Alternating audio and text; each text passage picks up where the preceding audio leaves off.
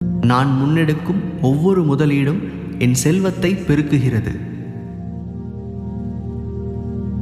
நான் நிறைந்த செல்வத்தையும் மகிழ்ச்சியையும் செழிப்பையும் இயற்கையாகவே ஈர்க்கிறேன்.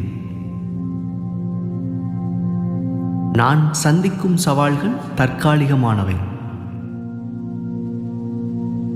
நான் சந்திக்கும் சவால்களை எளிதில் கடந்து வெற்றி பெறுகிறேன்.